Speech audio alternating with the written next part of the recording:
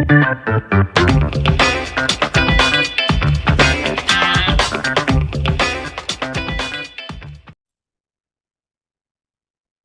right, we are back with another episode of the Real Estate Investing Club. It is a great day, and especially because we have a repeat guest with us. Tim Lyons is coming back all the way from episode 64 back in 2020. I know that is everybody's favorite episode, so this is going to be another banger. Tim is a New York City Fire Department lieutenant in Queens, and he is still in the fire department, and also an investor. He is focused on capital raising now with Cityside Capital. I don't want to tell his full story. So, Tim, thank you very much for hopping on the show again. Gabe, it's great to be back with you. And you're right. Everybody remembers episode 64 back in the day. And I had all intentions of re-listening to that episode just to kind of hear the transformation that has occurred for myself and my business from then until now. But that's going to have to wait till after this recording. Yeah. I mean, that's what, almost 3 years ago. So that I'm sure a lot has changed in 3 years. We're going to get into it here. So really quick for people who, had the misfortune of not listening to 64. Tell us give us your background. What is your story? How'd you get started in real estate? Yeah, so simply, listen, I was the everyday guy, right? I was Tim the firefighter, Tim the ER nurse. ER nurse was my side hustle. I went back to nursing school after I was already a firefighter because everybody had a side gig, and I'm not very handy with tools, surprisingly. So a lot of people are like, contractors and roofers and plumbers and electricians, and I'm just not cut out for that. So I was, pre-med for about 15 minutes in college. So I said, you know what? I like this emergency medicine stuff. Let me go back to nursing school. And I worked with a bunch of nurses. So they always had the side gigs. They drove the nice cars. Their wives didn't work. So I'm like, you know what? Let me do that. And it was great, right? I mean, my wife got to stay home with we have 3 little girls, 12, 9, and 4. So she stayed home for a few years in the beginning. And, life was good, right? Bills were paid. 401, well, we have a 457, was being contributed to, 2 vacations a year maybe. And, really not a whole lot to complain about. But there was a burning desire to do and have more. I just felt like I was on the hamster wheel, even though I love what I did. I still love being a New York City firefighter. I'm going in tonight and I can't wait to get there.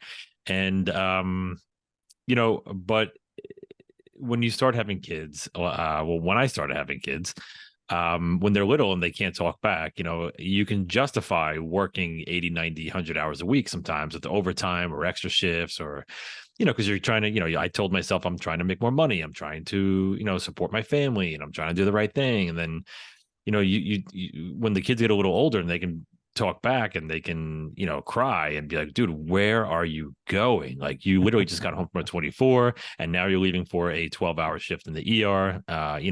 It was a lot, right? And I knew something had to change.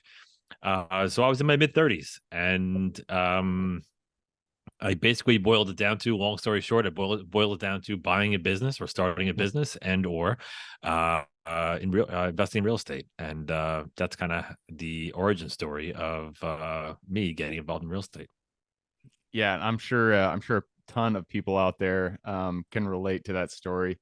Having kids and then realizing, well, shit, I need to find a way to spend more time with them. I need to find a way, I even if you do love your job, and it sounds like you do, sometimes you just want to have the freedom to be able to choose where you spend your time, be it at your job or elsewhere with your family.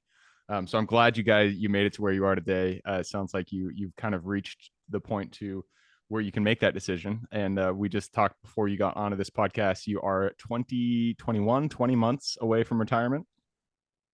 Yeah. So when I got onto the New York City Fire Department back in May of 2005, I was still under the pension system where you could work 20 years and get a pension and, benefits and stuff like that. Which is a big reason why people take that job, right? And it's a lot different today for the new hires. But yeah, I mean, so I've been blessed and grateful to have a long career, a healthy career for the most part. And if I can take that and bid adieu to that chapter of my life and go really into my new passion, which is real estate, and finance and investing and helping other folks along the journey as well. I mean, that's what I'm hoping to do. Awesome. Well, congratulations to that. So let's talk a little bit about your real estate career. You've had great success. Get me up to speed. It's been 3 years since we talked last. What have you guys been doing? And so when the last time we talked, you were focused on multifamily investment. You guys were doing, I think you were doing flips of multifamily repositioning. So where have you gone since then? Yeah. So got started with a 3 unit and I self-managed and I bought that with a partner. I was scared to death. I didn't know what I didn't know. I'm not very handy as we talked about. But I wanted that experience and I held on to that property for 2 years. We bought that in November of 19. Very quickly realized that I hated being a landlord. I wanted to scale up, buying 100 to 120-year-old three family wood frame houses probably wasn't the best and highest and best use of my capital because of deferred maintenance and all the other things that come along with it. So I kept on hearing about multifamily. Ended up getting into a mentorship program for multifamily. And that was the It's Jake and the Gino one, right? Jake and Gino, correct? And did that March of 2000, like the first week in March, and the second week of March, we were going to flatten the curve for 2 weeks by staying indoors. And all of a sudden, I'm doing homeschool and Zoom classes, and it was a complete disaster. And I just paid 25,000 to be mentored, and I'm like, holy cow, what's going to go on? Anyway, really leaned into the process. Spent a ton of time in those beginning dark days of just educating myself, making the phone calls, connecting with people, Zoom calls, the whole nine. And I was able to partner with my coach on a 43 unit in Pennsylvania, right? Not the sexiest of locations, I guess, as far as investing, but you know what? Had the opportunity of a lifetime to get the front row seat behind behind the scenes view of how does a real estate syndication work, or a group investment, and I was hooked.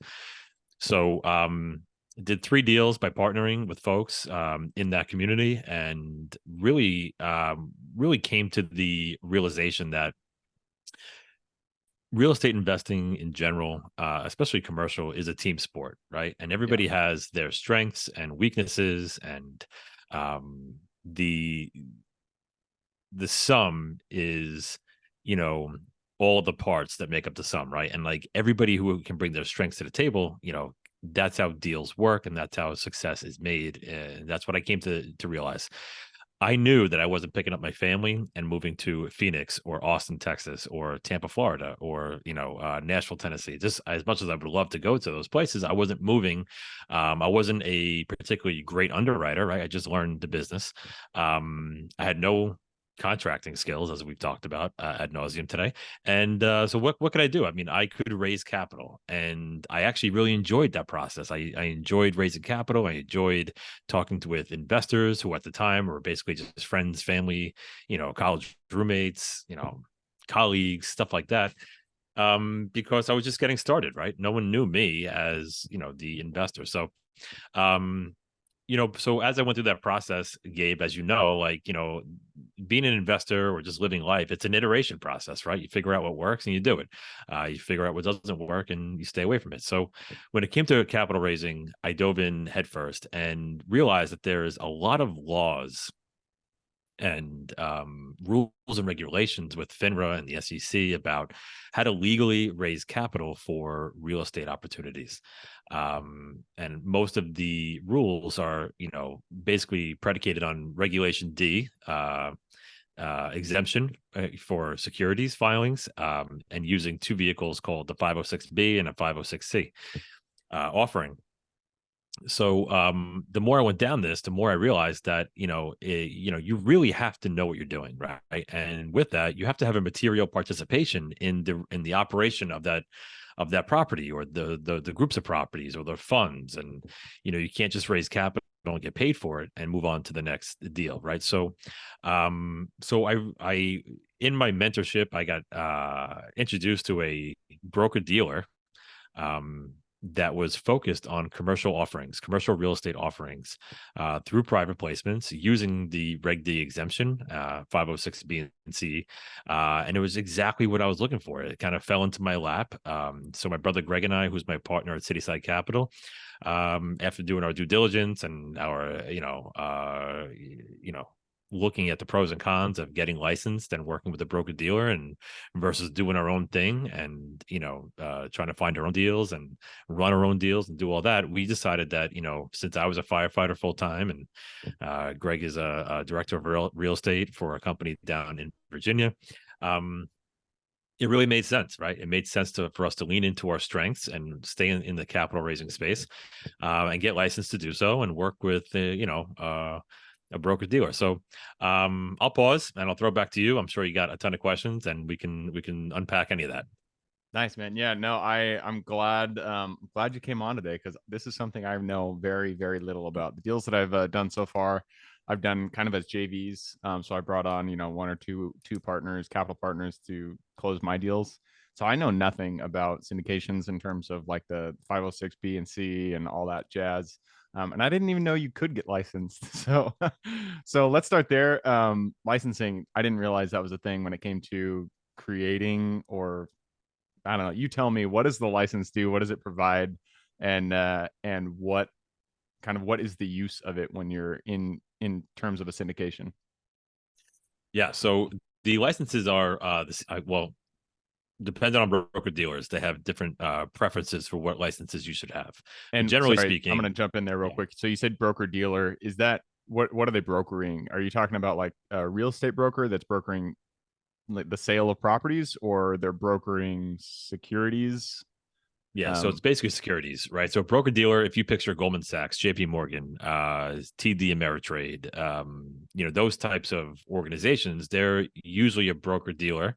And that just means that they buy and sell securities okay, for themselves or for their investors, right? right. That's like the definition of a broker dealer. You can buy and sell securities for your benefit or the benefit of others. And it could be like Um, stocks or and you usually it know, is stocks, bonds, ETFs, treasuries, options. That whole Wall Street type of menu of options mhm. is they're all done by broker dealers, right?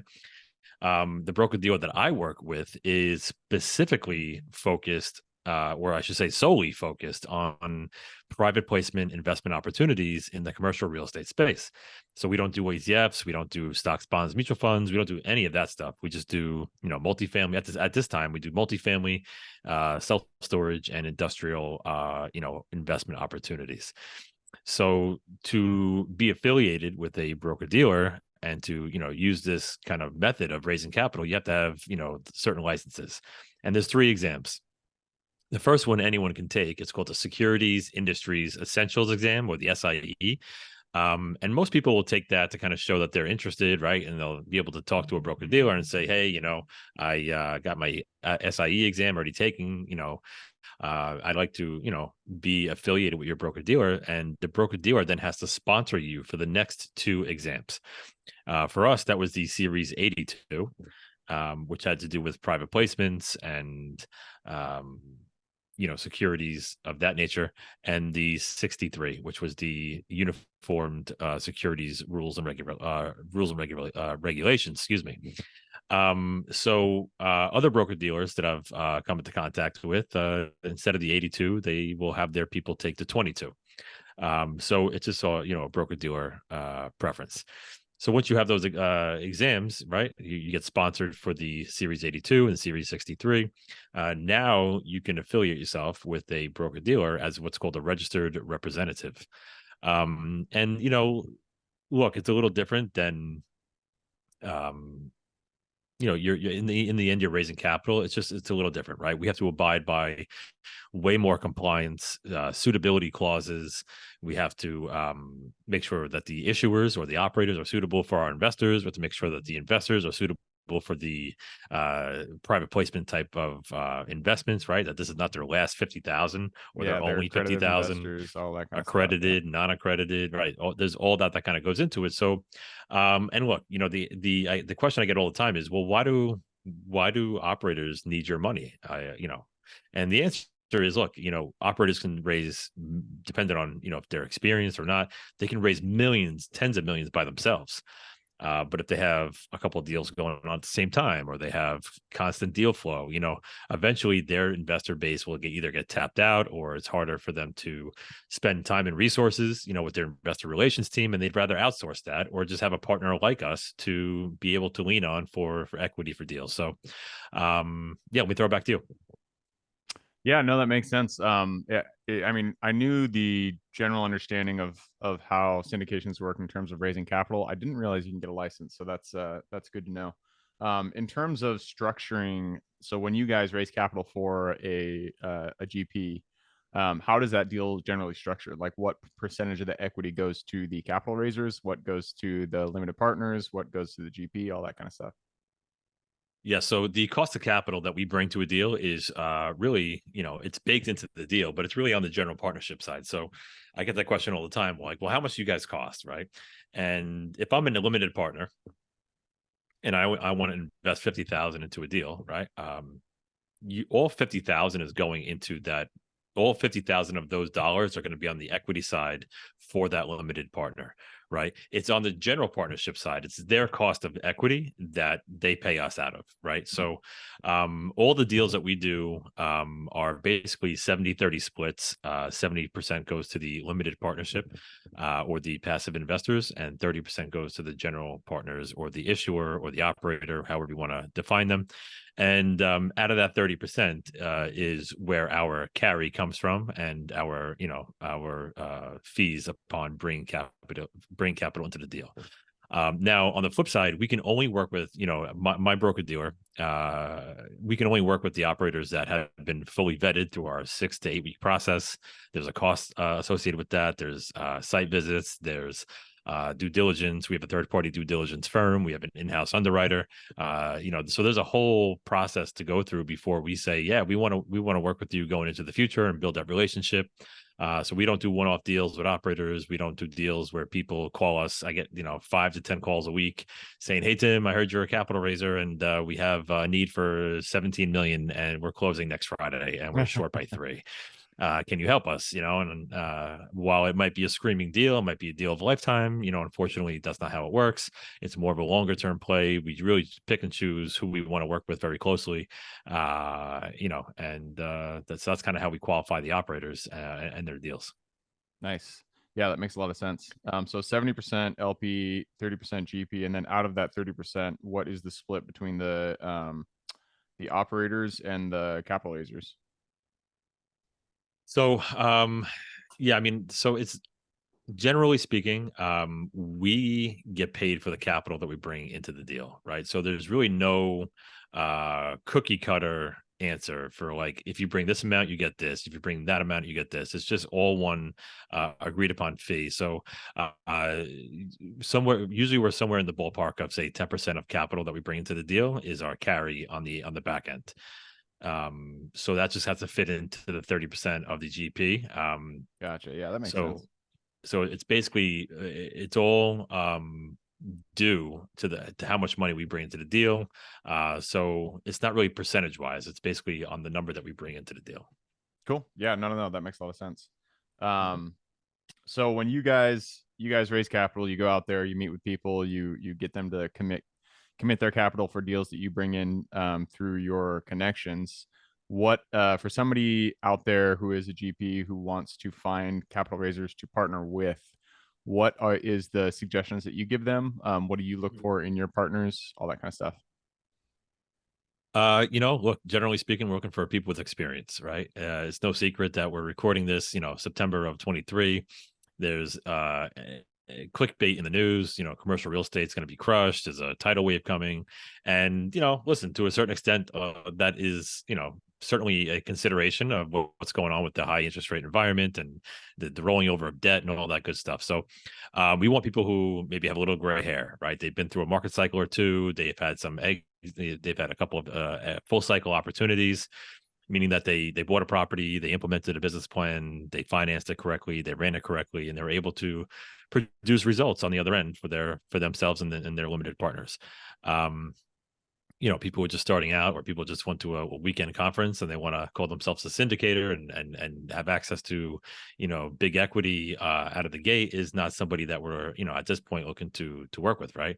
So that's really, and then the secondarily, markets, right? We have certain operators that we have now had strategic relationships with and been working with them in certain markets. So we don't want to oversaturate a market. For example, we already have people in DFW, right? So Dallas Fort Worth. So if somebody comes to us and say, "Hey, we're a Dallas Fort Worth operator," we're not trying to fit too many players into the same sandbox, because we feel that there'll be undue competition, and that may not work out well on the other end for our investors, right? So we try to spread out and diversify operators across the markets that we are looking to invest in, and also along the same vein, the different asset classes. Right now, it's only three that we work with: multifamily, self storage, and industrial triple net leases. Nice. Yeah, let's talk about the assets. So, I mean, when I originally spoke with you, you were only in multifamily. Since you've picked up industrial and self storage, self storage is my bread and butter. It's the one I love. Why'd you guys jump into the self storage? Have you closed any deals recently? What's happened on that front? Yeah, so we work with a very large self storage provider. I think they're the 17th or 18th largest provider in the country, and they use a fund model. So we've done two of their funds. So we've raised capital into the fund structure, which has anywhere from say 18 to 32 or 33 properties in each fund. And they also work on within the fund with a private equity group that is also another capital partner. So there's a strategic alliance with these groups that we have worked with in the self storage space. And the reason why is we believe in the thesis, the investing thesis of self storage. As you're I'm sure you're aware, 70% of the self storage businesses in America are run by mom and pops, and the other 30% are the big box, are with the retail, then they're owned by the REITs, the big REITs. So like Store It and U-Haul and stuff like that. Those are all run by REITs. So there's a tremendous amount of opportunity out there to buy a self storage facility that has some sort of value add component. So we look for buildable space on the land. So can we add 10,000 square feet, 12,000 square feet of space? Can we add refrigerated or climate controlled space? Can we do boat and RV storage, depending on what part of the country we're in? So there has to be some sort of value add play, and along with the mom and pop owner that maybe just got really comfortable, doesn't have much debt, doesn't raise the rents very much, if at all. So there's different ways to grow that NOI, and we look to bundle that into the fund over, say, a 3 to 6 year hold, and sell off to an institution or somebody who's looking for not a value add per se, but a stable cash flow business. Yeah. All right. It looks like we have run down the clock, but before we move on, you said refrigerated, and that kind of piqued my interest. I have heard of people adding refrigerated units to self-storage facilities. Never done it myself. I've never even looked at a facility that had refrigerated within it. What is, I mean, in terms of demand, do you see a lot of demand for refrigerated units? And then also, what is the I mean, I know there's a lot more in construction costs that goes into creating refrigerated units, but is the upside in terms of what you can rent those units out for? Is it pretty substantial? Or give me some of your knowledge about refrigerated units for self storage. So in all like full disclosure, I meant to say climate controlled instead of Okay, refrigerated. I meant to say climate controlled, but right. to that end though, right? Like, in the southeast United States, it's hot, it's humid, it's there's a lot. If people have a boat, or people have a huge I want to call it a RV, the camper, a big camper, those things they want them indoors, right? So a lot of times they don't want the sun beating down on them. They don't want the elements, beating down on them, the rubber seals, the windows, the tires, right? So they want them indoors in a climate controlled, environment, or even just like computer equipment or electronics and stuff like that. Like, there's a huge demand for not just a shed out in the blazing heat, or the freezing cold, right? Depending on where you are in the country. But to have stuff that you really truly care about, you want to have it in a climate controlled facility. Yeah. So that's really what I was Yeah, talking about. yeah, climate control. That's I've we've there are refrigerated units that have gone up near me here in Tacoma, and I've always driven by them, and I'm like, I wonder what the thesis is on those guys, because who uses them? Like, is it it's, the only thing that I can think of is giant grocery stores, but who knows? I'm Climate thinking meat control. locker, right? Yeah, Yeah, that's a different beast there. All right, man. So we went through the clock. It looks like it's time to jump into the quick question round. Are you ready? let's do it. Let's do it. Starts with books or any form of education. Give me two recommendations: one for general life wisdom, one for real estate specific. The Wealthy Gardener for General Life Wisdom by John Sofuric, I think it is the way you say it. It's one of those books that I listen to once a year on Audible now. I read it. I couldn't put it down. And it's a parable slash real life story about investing, about life's lessons. Just it's a fantastic book. Nice. I The just second pulled it up one, on. Yeah, keep going. the second one for real estate. I mean, look, I mean, the way I got started, and it sounds probably pretty cliche, is Rich Dad Poor Dad. But people read that and then they say either they get it or they don't. It's more of a framework, so that you really need to follow that book up with his second one, which is called the Cash Flow Quadrant, which is more of a actionable, strategic, hands-on type of approach. So I would say together, Rich Dad Poor Dad followed very closely by the Cash Flow Quadrant. Nice. Yep. Great suggestions. And I just pulled up The Wealthy Gardener on Amazon. I'm definitely gonna have to buy that. I love like kind of The Alchemist, The Way of the Peaceful Warrior, those kind of books where it's a story that gives some wisdom. It sounds like a good one. So thanks for the recommendation. Moving on to the next question, and this is for your younger self. So let's go back to the Tim who was just doing his first overnight as a New York City Fire Department lieutenant. Go back to him, look him in the eye, give him one piece of advice moving forward. Wow. One piece of advice for the brand new firefighter or the brand new lieutenant? Let's go brand new firefighter, right when you got started. Brand new firefighter. I would tell him to relax. I was nervous. I think I'm still nervous, right? Going to a fire. We went to a blazing third alarm the other night. I was still nervous, right? I've been doing it 18 years. But you know what? I would tell him to relax, to lean on the team, and trust the process. Our training carries us through in times of, craziness. So, yeah, take a deep breath. Nice. I feel like that's good advice, not only for firefighters, but for just pretty much anybody doing anything out there. So many For times when you're sure. going into a new event, a new experience, it's pretty easy to get wound up. So if you can just take a breath and relax, trust you'll be able to get through it. It's good advice for anybody. Moves us to the next question, and this is for your business. The first three positions we hire form the foundation of our business. So what were they for you, and would you do it differently in a different order if you did it again today? Well, I really hope my brother Greg listens to this, because I started this journey, and then I lovingly let him on to the managing partnership of Cityside Capital. So he was really my first guy. But I mean, look, we've hired several virtual assistants. Because when you're getting started, capital is an issue, right? Revenue is an issue. But we've been able to find some really great help for like website marketing and email automations and Zapier, all things that I don't have time to and I still don't understand. And but I know I can conceptualize it. So I would highly recommend a great VA or a team of VAs. um so much in sales is talking to people. So if I'm going to hire, we're actually going to hire our first person who's not family, in the next month. And it's a Wall Street veteran. I'm super excited to roll him out in the next couple of weeks.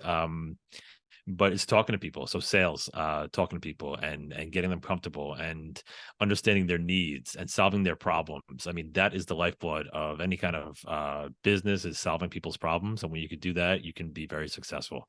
And the final one is marketing, right? If nobody knows what you're doing or where to find you, then you're not going to have a sustainable business model. So sales, marketing, and if you got a brother out there that you like, you can bring him along as well. There you go. All right, next question is about the US. It's a big place, a lot of opportunity out there. Give me the single metro you're most excited about investing in today.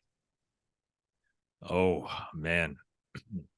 So my gut first went to the west coast of Florida. We're just finding a lot of great opportunities, and we have some successful projects there. But I'm really going to pivot to a non-traditional space, which is the east the east coast of Michigan, right into Ohio. We have an operator up there that is just fantastic to work with. They're really a strong vertically integrated operator in a non-sexy market, that's just really, adding value, creating cash flow, very low leverage. I mean, it's a really great operator. So that's the market that I'm most excited about going forward right now. You are the first person to say anywhere in Michigan, so there I you knew go. it. I knew it. I was. All right. This next question is generally how do you find good deals? What's your favorite way to find good deals? But I'm going to change it for you guys. What is your favorite way to connect with new investors? I love podcasting. We have our own podcast called the Passive Income Brothers Podcast, and it has become a labor of love. I mean, I love it so much. I could do it all day long. So that's really the best way because, we are connecting with real people, hearing great stories, being constantly inspired. And listen, Gabe, I don't know if you feel like this as a podcast host, but I still suffer from what's called imposter syndrome. I still, I really had to work on myself and my personal growth and development. That I'm an investor. That I have a private equity company. That I'm a podcast host. Because at the end of the day, I still feel like I'm unworthy for some reason. Sometimes, and I feel like I'm Tim the fireman, Tim the nurse, which is still a great person to be. So yeah, I mean, I don't know if that answered the question, but No, yeah. No, no, I totally associate with that. It's really it everybody I feel like has those feelings of even when you've made it, when you've done good deals, when you're running the podcast, you still feel like you're not that person, but when you're doing it, you are. Action really speaks louder than words there. And love yeah, man, that. I love podcasting too, so I totally feel you. It's a blast. It's great to meet with people, connect with people like yourself. So yeah, all good things. Moving us on to I lost my spot. I do this every time. I feel like I should start counting how many times I lose my spot on my Well, sheet. it's There it is. probably because I'm giving you long-winded answers to your short answer round. So I apologize. It's all good. All right. This one is about your strengths. We're all gifted with strengths that we uniquely provide this world. So, what is your Superman strength? I think it's breaking down some of the more complex investment terms and features and really kind of giving it back to investors in an everyday language, right? Like Joe the plumber back in, the old election cycle, right? Tim the fireman, Tim the nurse. Like I get that question all the time, dude. How do you know so much about this? Like you could just talk about this all day long, and it's because it's my passion. It worked for me. It worked for my family. Am I where I want to be with my passive income? No. I'm always working towards a new goal in life, but it's powerful stuff, and I just love to be able to break these concepts down and bring them to the regular folks out there who I think need to hear the message. Perfect. And that leads us right into the last question. You've given us a lot to think about. I'm sure people want to reach out, get in contact with you. What do you guys offer, and where can people find you? Well, thank you for the opportunity, Gabe, to do this. So they can find us in a multitude of ways. You can go to our website, citysidecap.com. You can find me or my brother Greg Lyons or Tim Lyons on all the major social media channels.